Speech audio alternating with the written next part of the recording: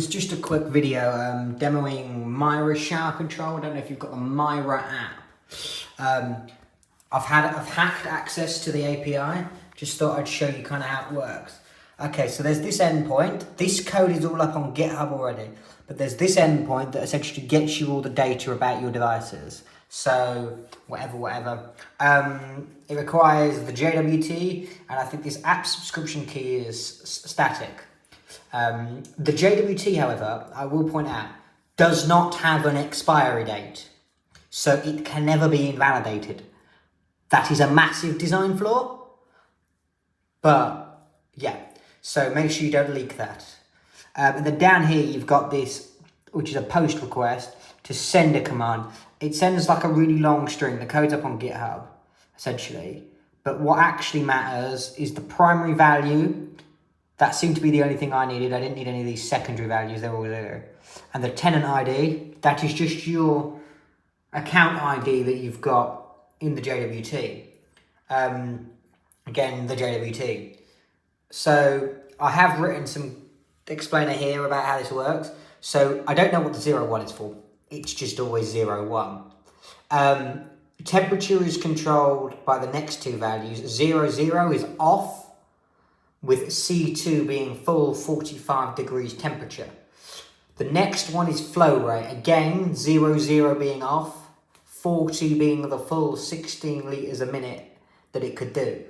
The next two values tell it what shower to control.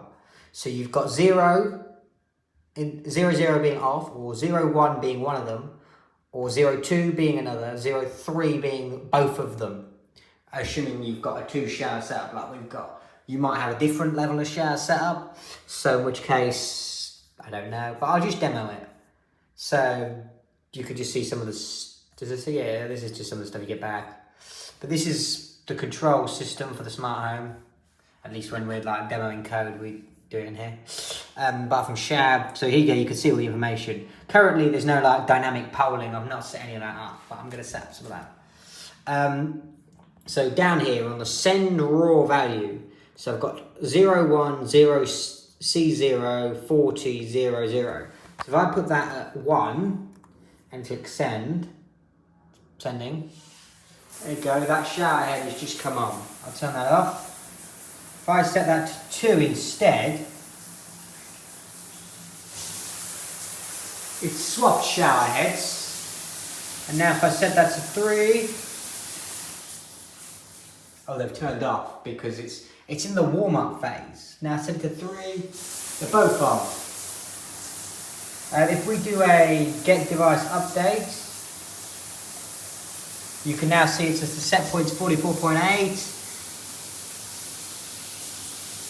No idea what any of the other values mean. Clearly they aren't working. It doesn't seem to tell me anything about the outlet flow or anything like that. But that's an issue that I just need to work out with the API. I just haven't quite got the values right.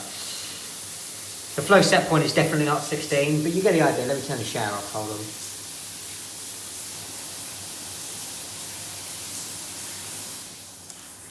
on. So that's that. I just thought I'd quickly go over this. This code's on GitHub. This is not a work in progress. This is a work in progress. It's not like a finished product. I'm not saying put this in your smart home. This is PHP, part of my smart system. I'm just saying it's useful to somebody. I've seen it all over Home Assistant, people wanting to control their showers, doing it this way, using Bluetooth. Where's the controller? If you've got the controller, you can, if you've got one of these, you could just like Bluetooth to it.